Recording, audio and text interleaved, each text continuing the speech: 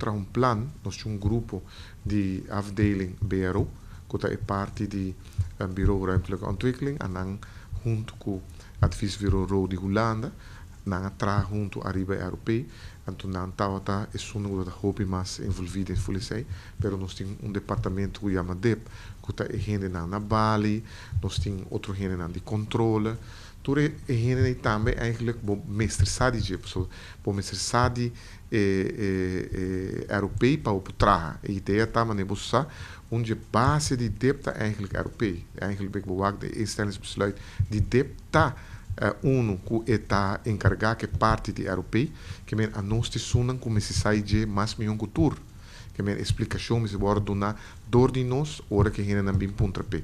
então a ideia tá agora que a gente não anche explica não acaba no princípio que a ideia timpar a passar no processo de 2009 pero agora que toch para mim que tá claro nós vamos refresh não full mais com eta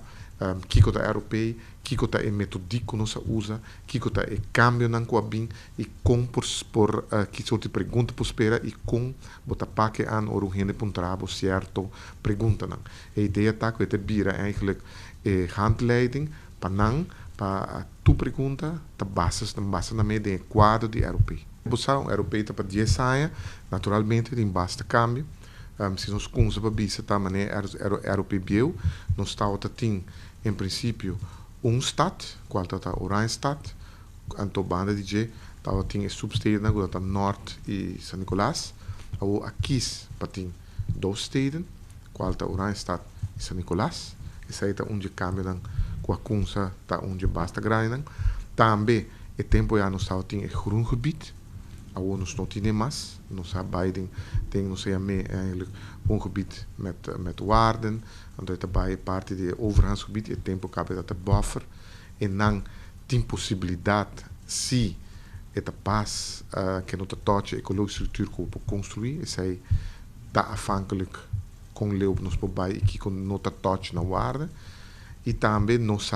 bij breed uit mais natureza, maar nebosa o governo a passo door de staten 16 gebieden dan, zijn também worden in KO dingen europeu e eigenlijk São Nicolás também dat tem parte die parte die toeristico nos aqui ou lebira